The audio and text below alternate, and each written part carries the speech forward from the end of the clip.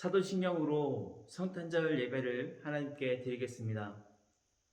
전능하사 천지를 만드신 하나님 아버지를 내가 믿사오며 그 외아들 우리 주 예수 그리스도를 믿사오니 이는 성령으로 잉태하사 동정녀 마리아에게 나시고 본디오 빌라도에게 고난을 받으사 십자가에 못 박혀 죽으시고 장사된 지 사흘 만에 죽은 자 가운데서 다시 살아나시며 하늘에 오르사 전능하신 하나님 우편에 앉아 계시다가 저리로서 산자와 죽은 자를 심판하러 오시리라.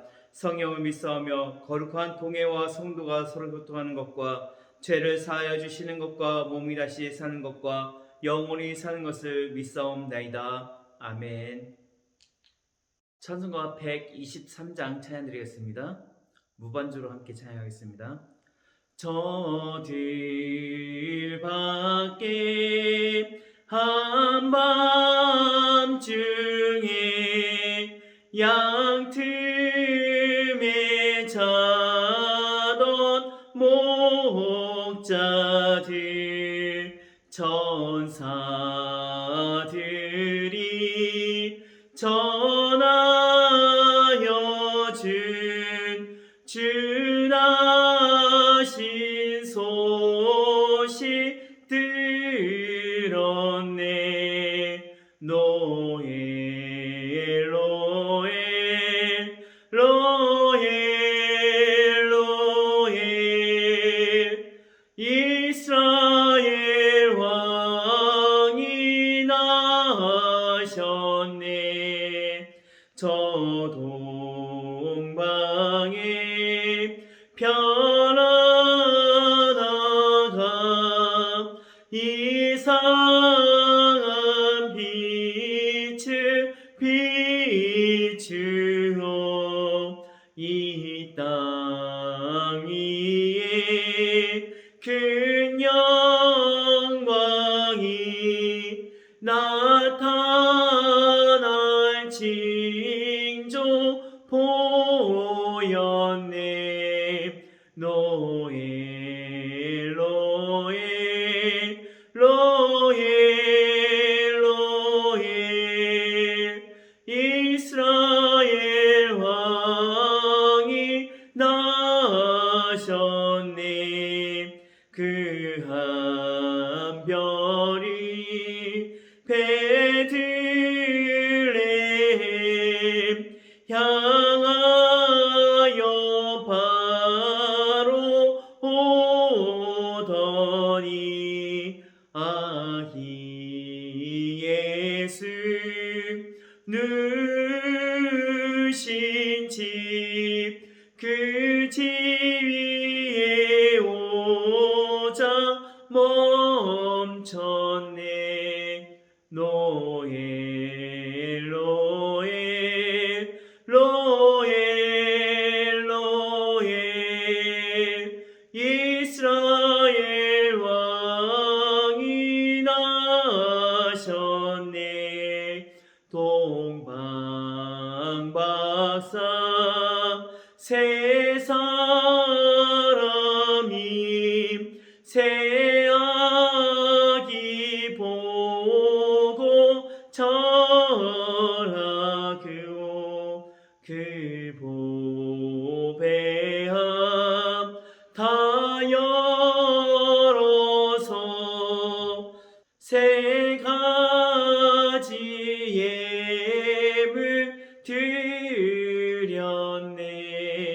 로엘 로엘 로엘 로엘 이스라엘 왕이 나셨네.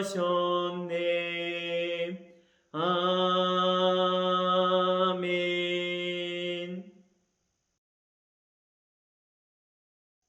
이 성탄절 우리에게 주신 하나님의 말씀은 누가복음 2장 4절에서 7절까지 말씀입니다. 누가복음 2장 4절에서 7절까지 말씀 제가 봉독하겠습니다.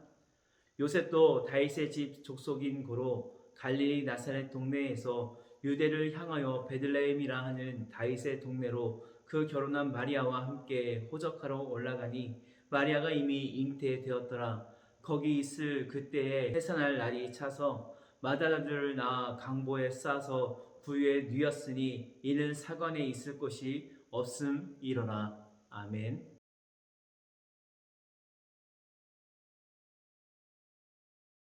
지금은 성탄절입니다. 혼자 이게 교회 나와서 영상을 준비하고 있습니다. 우리 성도님들은 각 가정에서 지난번에 말씀드린 것처럼 자리에 정결하게 옷을 입고 자리에 앉아서 이 영상을 보면서 예배를 드렸으면 좋겠습니다. 우리 함께 다시 한번 찬양했으면 좋겠는데요. 기쁘다 구주 오셨네. 무반주로 다시 한번 찬양했으면 좋겠습니다. 다시 찬양할 때 이 찬양 가사를 다시 한번 떠올리면서 우리 주님 오심을 진정으로 기뻐하는 마음으로 그렇게 찬양하겠습니다. 기쁘다 구주 오셨네. 만 백성 맞아라. 온 교회여 다 일어나. 다 찬양하여라. 다 찬양하여라. 다 찬양하여라. 구세주 탄생했으니 자 찬양하여라. 이 세상에 만물들아 다 화답하여라. 다 화답하여라. 다 화답하여라.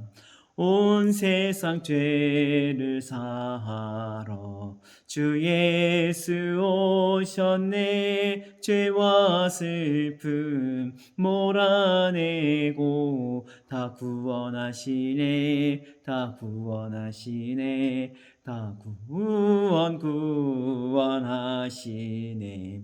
은혜와 진리 되신 주 다 주관하시니 만국 백성 구주 앞에 다 경배하여라. 다 경배하여라. 다 경배하여라. 아멘. 우리 대림절 기간을 통해 우리는 초를 하나씩 켜가면서 예수님을 기다렸고 이제 오늘 성탄절 5개의 초를 다 켬으로 인해서 예수님의 오심을 축하할 수 있습니다. 이렇게 물론 예수님은 우리의 마음속에 항상 계셨지만 그것을 기념하고 기다리며 우리의 신앙을 더욱더 견고하게 함에 그 모든 뜻과 의의가 있습니다. 전 세계 사람들은 성탄절을 기대하며 축하하며 왠지 모를 기쁨으로 거리를 배회하며 돌아다니는 것을 발견해 볼 수가 있습니다.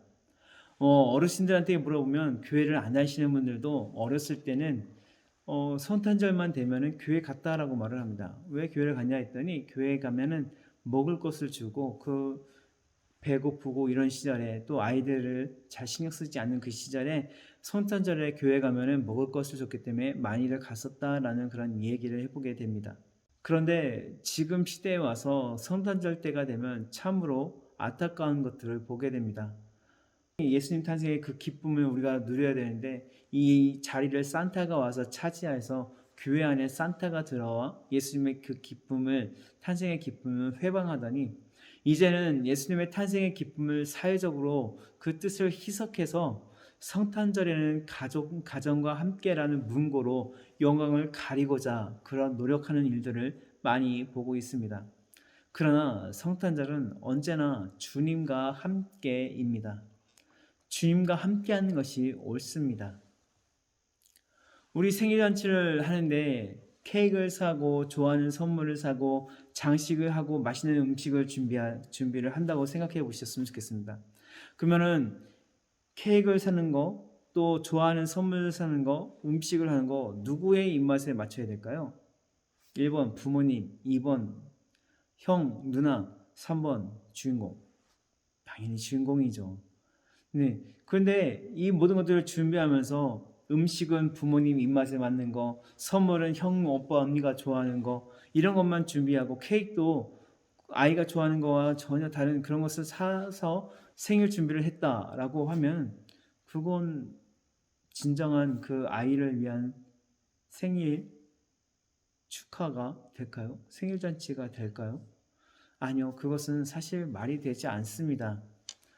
마찬가지로 우리가 성탄절 돼서 예수님을 기념하며 예수님을 축하해야 되는데 그 자리에 다른 것들이 막 들어와서 예수님의 그 기쁨을 희석해버리고 날려버리는 그런 안타까움이 있다라는 것입니다. 우리는 이런 장면을 매년 성탄절에 우리가 만들어내는 것 같아서 안타깝다라는 그런 생각을 합니다. 어린 시절 성탄절을 생각하면 예수님의 탄생하심에 그 중심에 맞춰져야 되는데 교회 다니는 청년들의 마음속에는 올라이트, 성탄절 이브날 함께 모여서 성탄절 문화에만 그런 신경을 쓰는 그런 것들을 보게 되고 어린아이들은 성탄 연습에 바빠서 성탄절을 진정 즐기지 못하는 그런 모습을 보게 됩니다.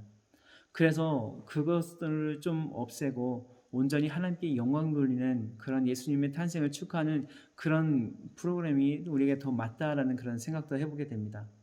그래서 저희는 이렇게 대임절 초를 켬으로 인해서 예수님을 기다리며 준비하였고 이렇게 초를 하나 둘 켜가면서 그것의 뜻을 생각해 보면서 예수님을 진정 기념하였습니다. 우리 다들 그렇게 하셨죠? 우리 정말 그렇게 예수님의 탄생을 기념하는 우리 요단교회 되었으면 좋겠습니다. 오늘 본문에는 예수님의 부모인 요셉과 마리아가 갈릴리 호숫가 근처에 나사렛이라는 곳에 살다가 일어난 일입니다.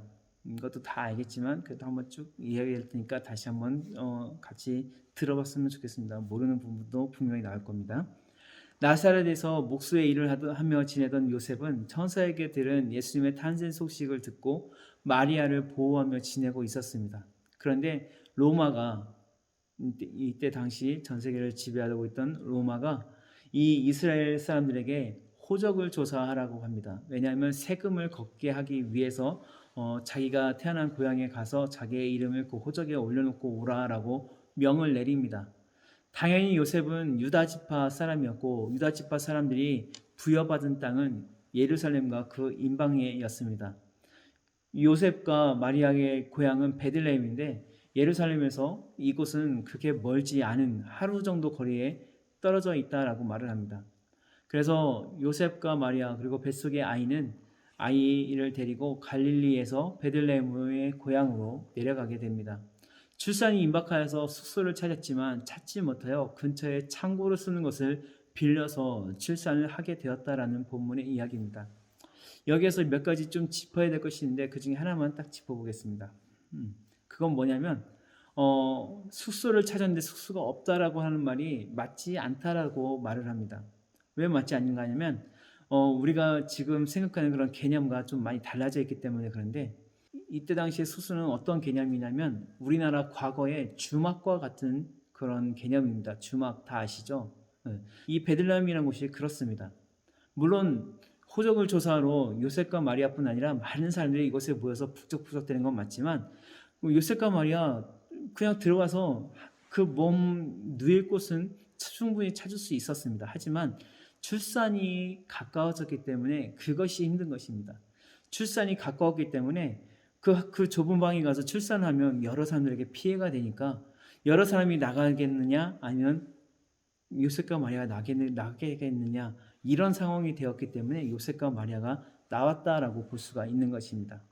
그러니까 잘 누울 곳은 있었지만 사람들이 양보하지 않았기 때문에 출산에 대해서 양보하지 않았기 때문에 그런 일이 벌어진 거라고 볼 수가 있습니다. 비밀 이야기가 들어 있습니다. 잘 몰랐죠? 여기까지 보면 예수님의 탄생은 너무나도 변변치 않은 그런 출산입니다. 말구유에 예수님이 탄생하신 것에 대해서 우리의 문화로는 그렇게 조금 마구간에서 태어났네라고 생각할 수 있지만 여기에도 좀 우리가 모르는 이야기가 있습니다. 이 이스라엘 사람들은 마구간이라는 개념이 우리와 좀 다릅니다. 우리는 마구간 하면은 외양간이라고 생각하죠. 집 있고 저쪽 먼 곳에 말을 이렇게 세워놓고 소를 세워놓고 하는 그런 마구간 생각하지만 이때 당시에 이스라엘은 창고 같은 곳에 말과 사람이 함께 살던 그런 문화가 있습니다. 유목민족으로서 말과 사람이 함께 살던 문화였고 우리의 마구간이라기보다는 창고의 개념으로 보는 것이 더 옳습니다. 숙소를 찾아보았지만 숙소에는 방이 없기에 근처 창고를 빌려 유숙하게 되었다라고 볼 수 있습니다. 그런데 그런 창고 위에 크고 아름다운 별 하나가 떠 있게 됩니다. 그리고 그 근처에 양을 치고 있던 목자들에게 천사들이 나타나 그리스도가 탄생했으니 가서 경배하라고 전하였고, 소식을 들은 목자들은 아기 예수님을 찾아가 경배하였고, 천사가 일러준 그 말들을 다 그대로 전하여 예수님의 나신 것에 대해서 기뻐하며 영광을 돌리게 되었습니다. 그런데 여기에 또 문제가 있습니다. 아까 제가 모르는 것도 있다고 했죠. 예수님께서 여기 베들레헴에 며칠을 머무르셨을까요? 아시는 분 있나요? 우리가 보통 생각하기에는 이렇게 생각하죠. 예수님 딱 탄생하셨을 때 목자들이 와서 먼저 인사하고 가고, 다음에 동문박사를 쭉 헤롯 궁전에 딱 들렸다가 또 와가지고 여기서 인사하고 또 가고, 그러고 나서 헤롯을 피해서 마리아와 요셉은 애굽으로 도망가고, 이렇게 생각을 하지만 이것은 좀 성경을 좀 자세히 못 본, 이것은 성경을 잘 몰랐기 때문에 이야기하는 것 같습니다. 21절에 보면은 예수님께서는 이곳에서 8일 이상 있었다라고 이야기 볼 수가 있습니다. 왜냐하면 이 이스라엘 사람들은 아이가 탄생한 지 8일째 되면 할례라는 것을 하는데, 예수님 여기에 말씀에 보면 예수님께서 할례를 할 때가 되어 예루살렘으로 올라갔다라는 그런 말씀이 기록되어져 있기 때문에 그렇습니다. 우리는 예수님의 탄생으로 인하여 자주 놓쳐버리는 것이 있는데, 요셉과 마리아는 출산하기 위해서 베들레헴으로 온 것이 아니라 호적하러 베들레헴에 온 것입니다. 이렇게 베들레헴에 오자마자 헤롯을 피해 바로 애굽으로 도망한 것이 아닙니다. 8일 동안 요셉과 마리아는 호적을 다 마쳤고, 그 후에 동방박사들이 와서 경배하였고, 이제 예수님을 찾는 그런 헤롯의 무리들을 피해서 애굽으로 도망갔다, 이렇게 보는 것이 더 성경의 앞뒤 맥락에 맞습니다. 이스라엘 아기들은 출생 후 8일이 되면 할례를 받아야 했는데, 할례를 받기 위해 예루살렘으로 들어가는데 여기에서 두 사람을 만나게 됩니다. 누구를 만나냐면 시므온과 안나라는 그 이 두 사람을 만납니다.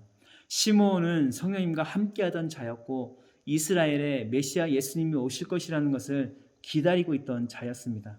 그는 예수님을 보자마자 바로 하나님께 찬송하며 외쳤습니다. 어떻게 외치냐면 이렇게 외쳤습니다.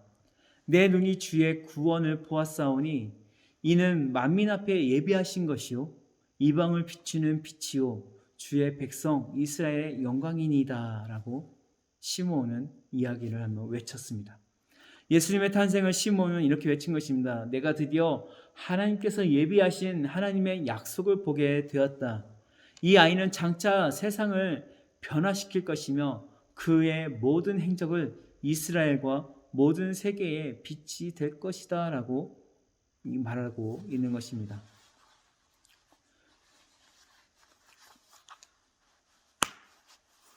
요셉과 마리아는 시몬에게 이 아이가 바로 메시아 그리스도 예수이다라고 말하지 않았습니다.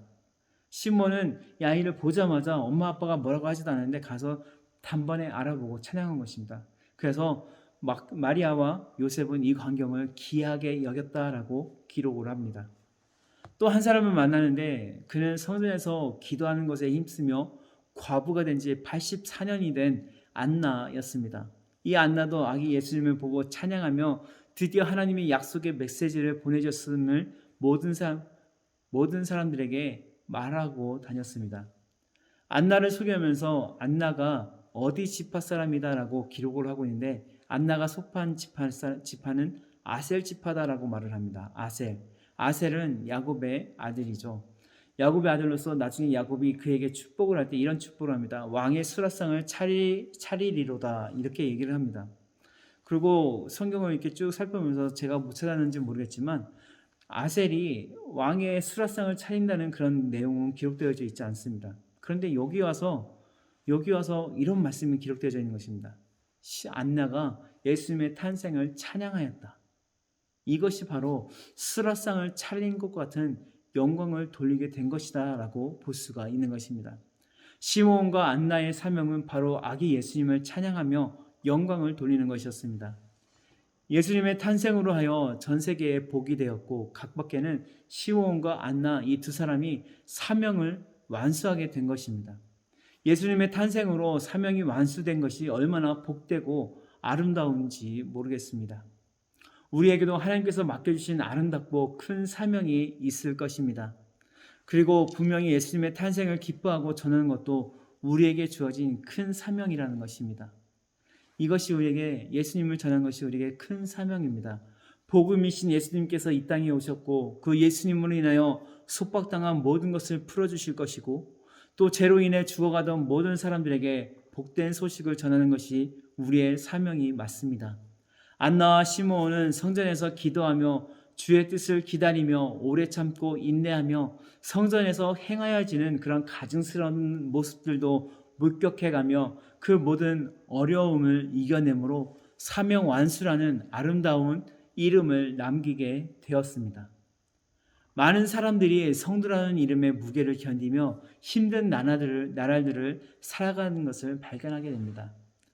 성탄절 되기 이틀 전에 저도 제 친구에게 문자를 하나 받았는데 그 문자에 이런 기록이 되어져 있습니다. 내가 회사에 다니는데 회사에 내가 교회되는 것이 드러나게 되었다. 이것으로 인해서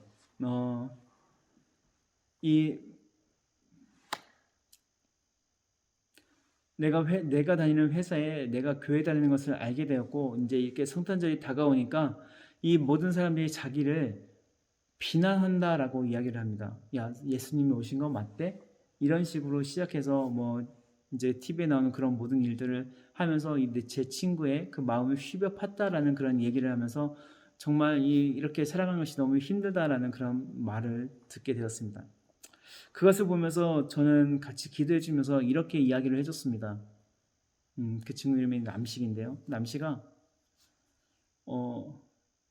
예수님이 있는 것은 우리가 이제 빛의 자녀가 된 거잖아. 빛의 자녀가 돼서 우리는 환해졌어. 그런데 아직 그 사람들은 어둠에 있기 때문에 환한 너를 보면은 눈이 부셔서 힘들 것 같다. 힘드니까 빨리 불을 끄라고 아니면 저쪽으로 가라고 너에게 그렇게 구박을 하는 것 같은데 이건 당연한 것 같다. 그들이 어두움에 있고 너가 밝은 곳에 있어서 그래. 그건 너가 그 분들을 전도해서 같이 화나게 되거나 아니면 그것을 그냥 너가 그냥 기도하면서 이겨내는 것이 어떨까라고 그 친구를 위로해 주고 그 친구는 그것이 큰 위로가 된다면서 돌아간 것을 그 문자에 이야기를 한 것을 듣게 되었습니다. 그렇습니다. 이 예수님 믿는 것이 그렇게 쉬운 것도 아니고 눈물을 흘리며 때로는 모진 핍박에 아파하고 포기하고 싶은 그런 생각이 든다는 그렇게 하는 포기하고 싶은 생각이 든다는 그런 호소도하는 성도들을 발견하게 됩니다. 그런데 그 무게를 이겨내는 것이 저희의 숙명입니다. 그들은 우리의 적이 아니라 하나님을 잃어버린 어두움 가운데 누워 있으면서 자신들을 누군가가 구출해 주기를 기다리고 있는 그런 안타까운 하나님의 자녀들입니다. 우리는 그들을 외면하고 적대시하는 것이 아니라 그들을 빛으로 끌어내야 하는 그런 사명을 감당해야 합니다. 우리 성도님들은 오두막이라는 영화 보셨나요? 혹시 안 보셨다면 한번 꼭 오늘 성탄절날 가족들과 함께 영화를 한번 꼭 봤으면 좋겠습니다. 처음에 조금 지루해 보이는 그런 장면도 나오지만 그래도 이것을 한번 보고 두 번 보고 세 번 보면 볼수록 정말 유익한 영화입니다. 그 영화 줄거리를 잠깐 얘기했지만 스포라고 얘기할 수 있는데 이 영화는 스포해도 정말 보기 좋은 영화입니다. 주인공의 막내 아이가 납치를 당해서 죽임을 당하게 되고 주인공은 납치범에 대한 징후로 꼭 찾아내서 그를 죽이겠다라고 분노에 살아가게 됩니다.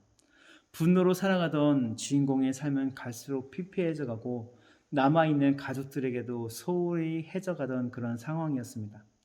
그러던 중에 편지를 한 장 받았는데 거기에 파파로부터 초대 편지를 받게 됩니다.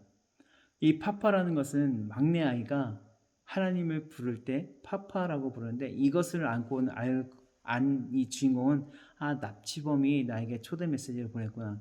나는 그를 가서 죽이겠다 하고 총을 챙겨서 그 초대받은 장소로 갑니다. 그 장소가 바로 오두막이었고 찾아간 곳은 되게 허름한 오두막이었습니다.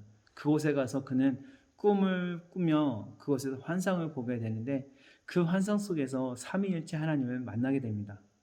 그리고 자신이 찾아간 그 오두막은 허름한 낡아서 부셔져가는 그런 오두막이었지만 그 환상에서는 의리의리하게 괜찮은 집으로 다시 변신돼서 나오게 됩니다. 주인공은 그렇게 삼위일체 하나님을 만나서 자신의 그 이야기를 합니다. 어떻게 내 막내 아이를 데려갈 수가 있습니까? 그는 예배도 잘 드리고 하나님을 사랑하고 정말 두고 봐도 아까운 그런 자녀인데 어떻게 저렇게 처참하게 죽게 놔둘 수가 있느냐? 당장 그를 보호해야 되지 않겠냐? 만약 그것이 안 됐더라면 그 살인범이라도 내가 찾아서 죽이게끔 만들어줘야 되지 않겠느냐? 이런 이야기를 하면서 따지게 합니다. 그렇죠. 하나님을 안 믿는 아이라면 혹시라도 벌받았다라고 하겠지만 예배를 잘 드리는 그런 모범생 같은 그런 아이를 왜 데려갔는지 참으로 이해가 안 되는 부분이기도 합니다. 그런데 영화에서는 주인공의 분노에 대해서 천천히 그것을 풀어줍니다. 삼위일체 하나님과 같이 있으면서 그것이 점점 풀려가면서 이 주인공이 점점 누그러집니다. 그런데 딱 이것만은 못했습니다. 무엇이냐면 그 살인범을 용서해 줘야 된다라고 이들은 말을 했는데 그것이 어떻게 가능할까요? 저도 딸을 가진 부모로서 이 주인공과 함께 생각을 해봤습니다. 나는 나 같으면 용서해 줄 수 있을까? 지금은 생각할 수 있겠지만 진정 내 어린 딸을 데려간 그런 살인자를 내가 용서할 수 있을까? 저도 많은 고민을 하면서 이 주인공이 당한 그 고난을 저도 한번 겪어본 것 같습니다.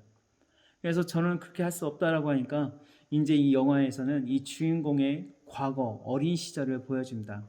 이 주인공의 과거 어린 시절은 너무나도 암울했습니다. 왜냐하면 이 주인공의 아버지가 술만 마시고 들어오면 이 자신을 계속 때리면서 학대를 했고 이 아이뿐 아니라 어머니도 같이 학대를 했습니다. 그래서 이 아이는 이것이 너무나 고민이 돼서 가족이 함께 교회를 다녔는데 그 교회 목사님에게 이야기를 했고 이 사실을 아버지가 안 후로 더욱더 분노에 차서 아이를 때리면서 거기에 십계명을 외우러 갑니다. 십계명에 내 부모를 공경하라고 있는데 너는 왜 부모를 공경하지 않았냐? 너 때문에 해서 내 명예가 실추됐다라고 하면서 이 어린아이를 학대를 합니다. 그렇게 고통을 당하던 어린 주인공은 이 아버지를 죽일 생각을 합니다. 술병에 농약을 넣어서 이제 아버지가 자주 마시는 곳에 둡니다. 그러면서 이렇게 자기를 정당화시킵니다. 저 술을 마시면 분명히 또 우리를 때리게 될 거니까 저 술을 안 마시면 돼. 술을만 안 마시면 아빠는 죽지 않을 수 있어. 이런 생각을 하고 술병을 놔두지만 결국 아버지는 죽게 됩니다. 그러면서 이제 이 과거를 보여주면서 이 주인공의 죄를 묻습니다. 너는 과거에 아버지를 죽였지 않니? 너의 죄는 어떻게 할까? 바로 내가 너를 심판해야 될까? 심판했으면 지금의 너의 가족은 이렇게 이루어지지 않았을 것인데 이런 이야기를 하게 됩니다. 그러니까 이 주인공이 말문이 막힙니다. 그랬네. 내가 과거에 아버지를 죽였었네. 그러면서 거기에 영화에 나옵니다. 그 아버지 또한 그 위에 할아버지에게 구박을 당하였고 이 할아버지도 그의 아버지에게 구박을 당하였고 이렇게 계속 거슬러 올라가다 보면 결국 아담과 하와까지 이 죄는 올라간다라고 이야기를 합니다. 그때마다 지금 너가 말한 것처럼 정죄를 하게 되면 세상에 남아있는 사람이 없게 될 것이고 하나님께서는 그것을 심판을 원하시는 것이 아니라 한 사람이라도 더 구원하기를 원하는데 그럴 수 없다라는 그런 이야기를 하게 됩니다. 그러니 살인자를 바라보지 말고 자신을 지으신 하나님을 바라보며 그 살인자를 용서해야 함을 이야기를 합니다. 그 살인자의 죄는 하나님께서 책임져 주실 것이고 너는 이 땅에 남아있는 자로서 이 땅에서 하나님께서 주신 평안을 누리면서 살아야 된다. 어린 딸도 지금 하나님 품에서 잘 자라나고 있으니 너무 걱정하지 말라라고 그 영화에서는 이야기를 해줍니다. 지금 제가 말씀드리지 않은 정말 많은 이야기들이 거기 안에 들어있는데 꼭 한번 봤으면 좋겠습니다. 결국 세상 모든 사람들은 죄의 굴레에 매여서 하나님을 잃어버리는 그런 안타까운 영혼들이며, 우리가 성도라는 이름으로 살아갈 때 그들에게 우리가 전할 것은 그런 사랑과 그들의 따뜻한 마음을 그들에게 전하여서 그들도 불을 켜고 예수님을 맞이할 수 있는 그런 사람들이 되어야 된다는 것입니다. 그것이 우리의 사명 완수가 됐고, 오늘 본문에는 그렇게 사명 완수하는 사람들이 나오게 됩니다. 예수님의 탄생은 바로 그 모든 것들의 회복을 바라시는 하나님의 사랑이며, 그 사랑에 예수님께서 이 땅에 오심을 사람들이 알기를 바라며 목자들을 보내셔서 예수님의 탄생을 알리게 하셨고, 시므온과 안나 그리고 동방에서 온 박사들로 인해서 예수님의 탄생을 기념하게 되었다가 오늘 본문의 말씀이었습니다. 어찌 보면 만왕의 왕이 나심에 대해서 너무나도 초라해 보이는 그런 기념이었지만, 그럼에도 불구하고 그것마저도 하나님께서는 기뻐하시고 받아주셨다라는 것을 기억해야 합니다.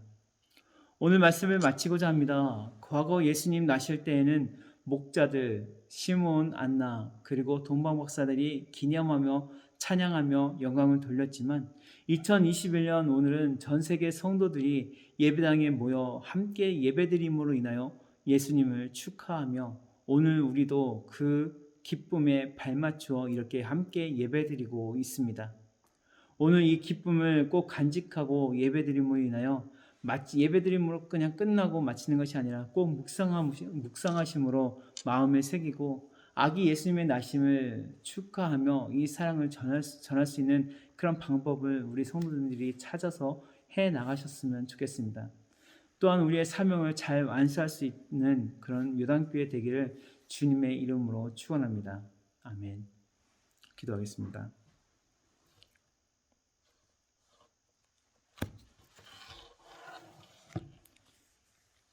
이 땅에 예수님을 보내주신 사랑의 하나님, 감사와 영광을 돌립니다. 하나님의 때에 하나님의 놀라운 방법으로 우리를 보호하여 주시고 사랑하여 주심에 찬양을 드립니다. 언제나 이 감사의 마음을 잊지 않도록 하여 주시고 영광 돌릴 수 있는 모든 삶이 되게 하여 주시옵소서.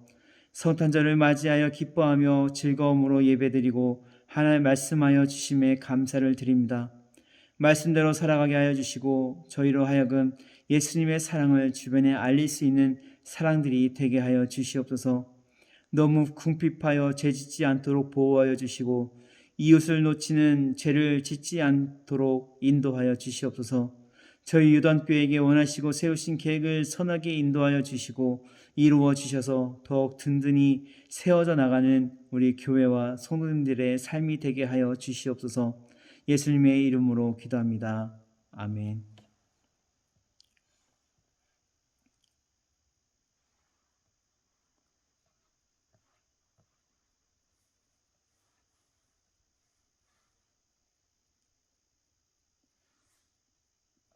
주기도문으로 예배 마치겠습니다. 하늘에 계신 우리 아버지여, 이름이 거룩히 여김을 받으시오며 나라의 임하옵시며 뜻이 하늘에서 이룬 것 같이 땅에서도 이루어지이다. 오늘날 우리에게 일용할 양식을 주옵시고 우리가 우리에게 죄 지은 자를 사하여 준 것 같이 우리 죄를 사하여 주옵시고 우리를 시험에 들게 하지 마옵시고 다만 악에서 구하옵소서. 내게 나라와 권세와 영광이 아버지께 영원히 있사옵나이다. 아멘.